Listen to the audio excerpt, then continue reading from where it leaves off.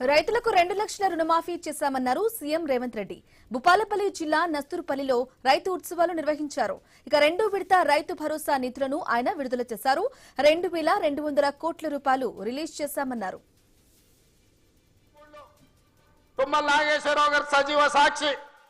ఆనాడు అన్న పెద్దలు నందమూరి తారక రామారావు గారు యువ న్యాయవాదిగా జగిత్యాలలో న్యాయవాది పదవిని బాధ్యత నిర్వహిస్తుంటే పిలిచి భుజం తట్టి నీకు ఎమ్మెల్యే టికెట్ ఇచ్చి నీకు ఎక్సైజ్ శాఖ మంత్రి ఇస్తే సంవత్సరం తిరిగే లోపలనే అన్న ఎన్టీఆర్ ను వెన్నుపోటు పడిచి నాదెండ్ల భాస్కరరావుతో జట్టు కట్టిన నువ్వు నాదెండ్ల భాస్కరరావు సోపతిని వదిలి కాంగ్రెస్ పార్టీలకు వచ్చి 40 సంవత్సరాలు పూర్తయింది. నేను అడుగుతున్నా పెద్ద మనిషిని, ఈ 40 ఏళ్ళు జగిత్యాల నియోజకవర్గమే కాదు కరీంనగర్ జిల్లాలో ప్రతి కాంగ్రెస్ పార్టీ కార్యకర్త 14 ఎన్నికల్లో 11 సార్లు ఎమ్మెల్యే, 3 సార్లు ఎంపీ, 1 సారి ఎమ్మెల్సీ, 14-15 సార్లు బీఫామిస్తే దుఃఖాన్ని దిగముందుకొని ఎన్టీఆర్ ను వెన్నుపోటు పడిచిన నిన్ను, నాదెండ్ల భాస్కరరావు అనుచరుడైన నిన్ను ఎమ్మెల్యేగా, ఎంపీగా, ఎమ్మెల్సీగా ఏ ఎన్నికల్లో పోటీ చేసినా వేలాది మంది కాంగ్రెస్ పార్టీ కార్యకర్తలు నిన్ను భుజాల మీద మోసిన మాట నిజం కాదా? పల్లకిలో అసెంబ్లీకి పంపిన మాట నిజం కాదా? మిత్రులారా, 40 ఏళ్ళు నీ కోసం, నీ పదవి కోసం, నీ కుటుంబంలో జడ్పీటీసీ, ఎంపీపీ ఏ పదవి వచ్చినా నీ కుటుంబానికి ఇచ్చుకున్నా జగిత్యాల కాంగ్రెస్ పార్టీ కార్యకర్తలు మౌనంగా నీ కుటుంబానికి ఊడిగం చేసిన మాట నిజం కాదా?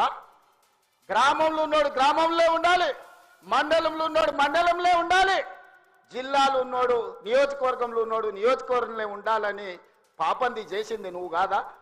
మొన్న నేను జగిత్యాల కార్యకర్తలను కలిస్తే ఒక్కొక్కరు తమ కష్టాలను మనసు విప్పి మాట్లాడుతుంటే నాకు ఆశ్చర్యపోయినా.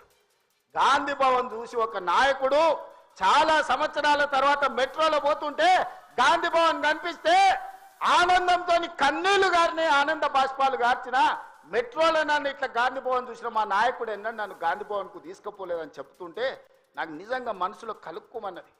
ఇట్లాంటి కర్కోటకులైన నాయకులు ఉంటారా అని.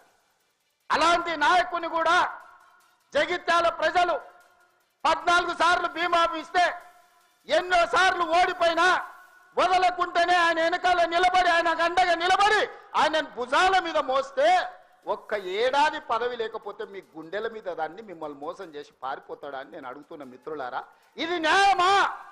ఇదేనా నీ జాతి, నీ నీతి?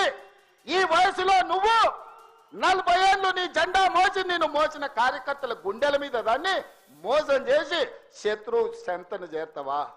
శత్రువు సంకలు చేరి ప్రజాపాలన పోవాలంటవా? ఇట్లాంటోడు పెడితే పెళ్లి కోరుకున్నాడంట, పెట్టకపోతే సాగు కోరుకున్నాడంట. ఇంతకంటే ఉదాహరణ ఇంకేమన్నా ఉందా? నేను అడుగుతున్న పెద్ద మనిషిని, ఈ ప్రజాపాలన ఎందుకు పోవాలి?